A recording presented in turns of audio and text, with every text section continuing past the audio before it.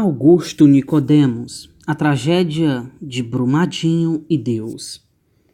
Nosso país ficou chocado com mais uma tragédia em Minas Gerais, causada pelo rompimento de mais uma barragem, dessa feita em Brumadinho, a 65 quilômetros de Belo Horizonte. O mar de lama causou a destruição de lares, a perda de centenas de vidas e representa mais um desastre ambiental em nosso país.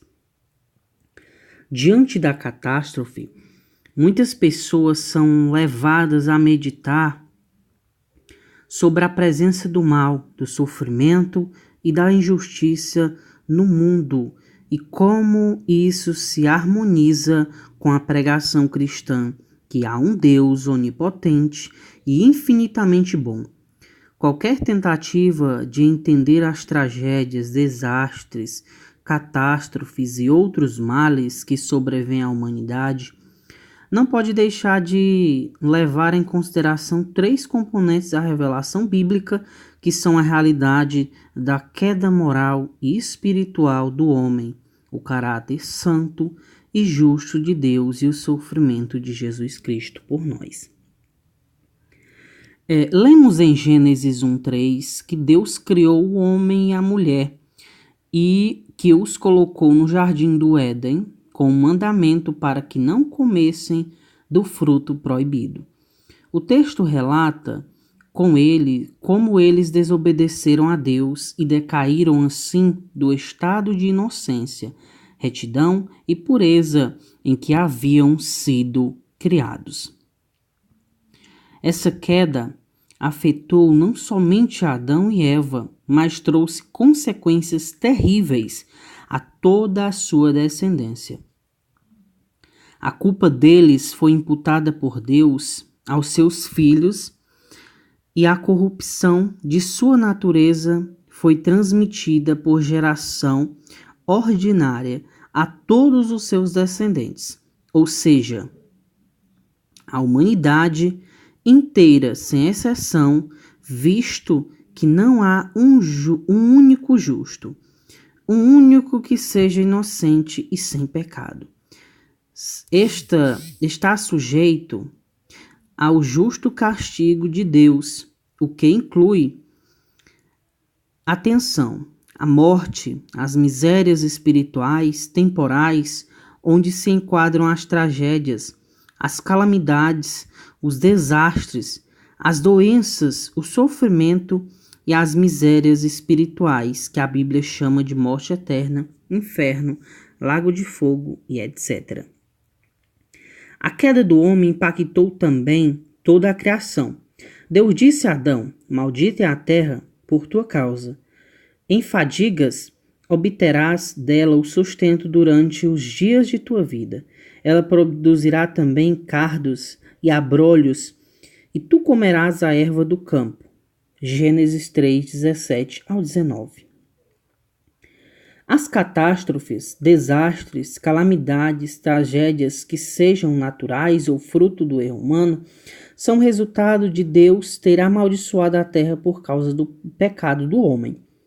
Deus permite essas misérias e castigos para despertar a raça humana, para provocar o arrependimento, para refrear o pecado do homem, para incutir-lhe temor de Deus, para desapegar o homem das coisas dessa vida e levá-lo a refletir sobre as coisas vindouras. Diante de desastres como Brumadinho, devemos nos lembrar que eles ocorrem como parte das misérias e castigos temporais resultantes das nossas culpas, de nossos pecados, como raça pecadora que somos. Poderia ser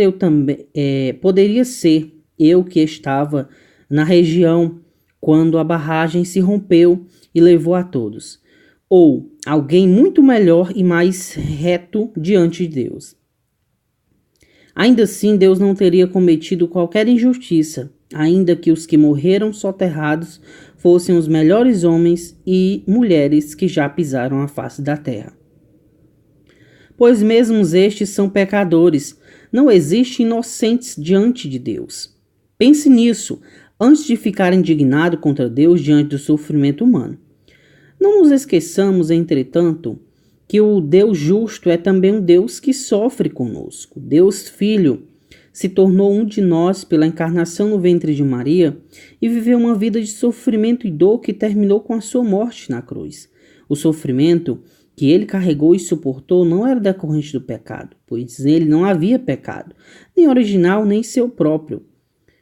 Ele carregou nossa dor e experimentou nosso sofrimento para que pudéssemos ser justificados dos nossos pecados, perdoados, aceitos por Deus como seus filhos para nos livrar do sofrimento eterno e recebermos a vida eterna. Deus sabe o que é sofrer. Por isto, podemos encontrar nele respostas e confortos na hora da dor. Por último, preciso deixar claro 3 coisas. Primeira, que nada do que eu disse acima me impede de chorar com os que choram e sofrer com os que sofrem. Somos membros da mesma raça e quando um sofre, sofremos com ele. Segunda, nada do que foi dito acima me impede de pedir justiça e querer que os culpados pelo rompimento da barragem sejam responsabilizados. Terceira, é preciso reconhecer que revelação bíblica é suficiente, mas não exaustiva.